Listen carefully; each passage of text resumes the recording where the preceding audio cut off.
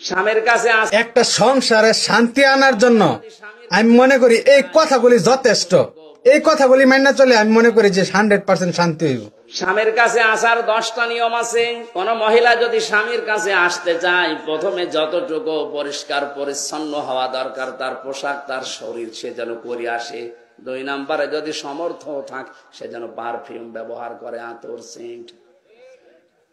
আবার এগুলো ব্যবহারও করে বাজারে যাওয়ার সময়। যদি মার্কেটে নিয়ে যান তখন দেখবেন সাজের বাহার কি। সম্মানিত মা বোন, যারা চুল খুলে বাজারে যান, বিভিন্ন অনুষ্ঠানে যান, যেই কয়টা চুল পর পুরুষে দেখবে ওই কয়টা সাপ কিয়ামতে কামড় দেবে। আর বাড়িতে থাকাকালীন যেই কয়টা চুল আপনার স্বামীর সামনে বের হয়ে থাকবে অতগুলো সওয়াব আল্লাহ লিখে দেবে।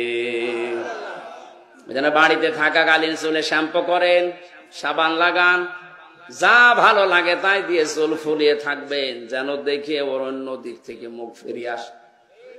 নবীজি বলেন 2 নম্বরে স্বামী যখন আসবে তাকে খুশি করার জন্য, হাসি দেওয়ার জন্য যা করা লাগে ও করবে।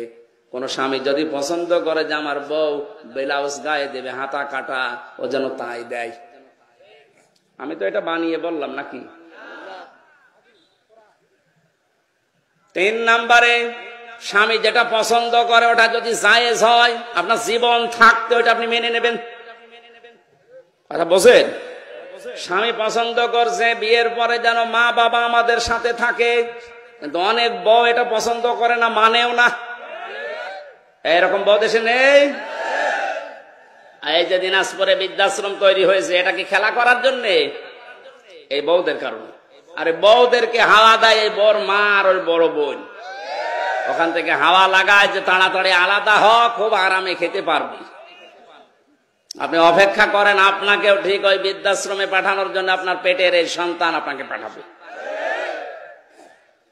4 নম্বরে নেককারের সংজ্ঞায় পেয়েছি ওই স্বামী, ওই স্ত্রী নেককার যে স্বামী বাইরে গেলে তার সন্তান আর সম্পদ সে হেফাজতে রাখে। আল্লাহ রাব্বুল আলামিন মেয়েদেরকে এই 4টা গুণ অর্জন করার তৌফিক দিন। এটা প্রত্যেকটা জান্নাতের 8টা দরজা খুলে যাওয়ার গুণ। আজ হাজারো মহিলার ভেতরে গুণগুলো নেই। শুধু নামাজ পড়া, রোজা রাখা আর কালো বোরকা পরায় মনে করে এটাই আমি নেককার হয়ে গেছি। না, যারা এই মাল সম্পদ দুনিয়াতে জমা করবে আর সংরক্ষণ করে রাখার চেষ্টা চালাবে, মালের ব্যাখ্যা হাদিসে তাফসিরে 5টা। 1 নম্বর তো নেককার নারী, 2 নম্বরে অস্ত্র শস্ত্র, 3 নম্বরে প্রভাব প্রতিপত্তি, 4 নম্বরে ক্ষমতার চেয়ার, 5 নম্বরে টাকা পয়সা। এগুলো যারা বারবার জমা করে আর মনে করে এগুলো আমার কাছে স্থায়ী ভাবে থাকবে, এগুলো সংরক্ষণ করার জন্য চেষ্টা চালায়, আখেরাতের যে বিশাল জীবন ভুলে যায়, এদেরকে লাজায় আল্লাহ প্রবেশ করাবে। বলেন নাউজুবিল্লাহ। জেলখানাতে যাবার পরে আমি বেশি দেখেছিলাম পারিবারিক কলহর কারণে অধিকাংশ মানুষ জেল খাটতেছে। এখন যে গাজীপুরের কাশিমপুরে যে এখন ফাঁসি দেয়, আগে তো শাহজাহান জল্লাদ ছিল, 40 বছর পরে বের হয়েছে। এরপরে যে এখন দায়িত্বে আছে ইলিয়াস, এর বাড়ি চট্টগ্রামে। এই লোকটাকে আমি একদিন জিজ্ঞাসা করলাম আপনি কত বছর আছেন? বলছে আমার ফাঁসি দিয়েছে, আমার যাবজ্জীবন এখন 30 বছর জেল, 22 বছর আমার জেলে থাকা লাগবে। অথচ আমি 17 বছর সৌদি আরবে থেকে বাড়িতে এসেছি। বিয়ে করার পরে বউর সাথে আর মার সাথে মিল নেই। এই সামান্য জিনিস নিয়ে বউ মেনেই নিতে পারে না কিছু মা বাবাকে দিলে। শেষ পর্যন্ত এই কথা কাটাকাটি হতেছে, বউকে আমি মেরে ফেলিস। এই মেরে ফেলার কারণে আজ 13 বছর আছি, এখনো পর্যন্ত আমার 7 বছর না 9 বছর থাকা লাগবে, তারপরে যদি আমার মাফ হয়। এখন প্রত্যেকটা ফাঁসি দিলে 4 মাস করে মাফ করে দেয় সরকার, এই জন্য এখন ফাঁসি দিয়ে আরম্ভ করেছে। এই যে শাহজাহান জল্লাদ 57টা না কয়টা ফাঁসি দিয়েছিল, এই জন্য প্রতি ফাঁসিতে 4 মাস করে মাফ হয়ে গেছে। ওর 167 বছর জেল ছিল। ও সারা জীবনও যদি জেল কাটে তাও তো শেষ হওয়ার কথা না।